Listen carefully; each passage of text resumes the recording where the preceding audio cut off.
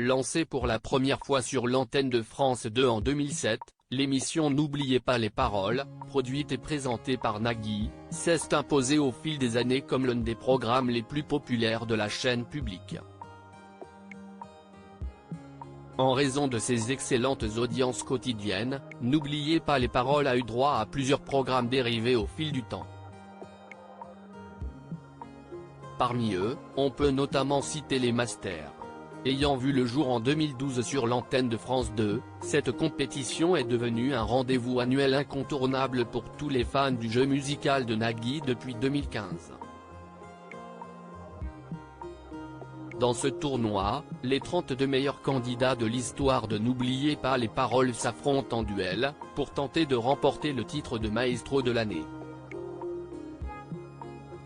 Pour l'édition 2023, Margot, Caroline, Kevin, Manon, Renaud, Jennifer, Charlotte, Hervé, Louis, Christopher, Jérémy, Caroline, Maureen, Manon, Étienne, Natacha, Violaine, Geoffrey, Alessandra, Mika, Arsène, Valérie, Lucille, Franck, Héloïse, Denis, Soriana, Laure, Tony, Julien, Baptiste et Lucie ont tous répondu présent.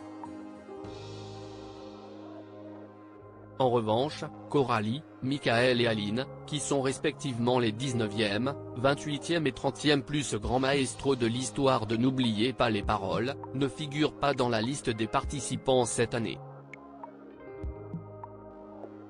N'oubliez pas les paroles, Valérie décontenancée par les flatteries de Nagui aux commandes d'un nouveau numéro inédit des Masters de N'oubliez pas les paroles vendredi 8 septembre 2023 sur France 2, Nagui a accueilli sur son plateau deux anciens maestros emblématiques du jeu musical, Valérie et Jérémy. La première figure actuellement à la 23e place du classement des meilleurs candidats de l'histoire de N'oubliez pas les paroles. Elle avait remporté 37 victoires en 2020, ce qui lui avait permis d'empocher 203 000 €. Au moment de son arrivée, Nagui s'est montré extrêmement flatteur envers Valérie. Toujours un bonheur de vous voir. Elle est resplendissante. Des yeux de plus en plus brillants, a lancé l'animateur.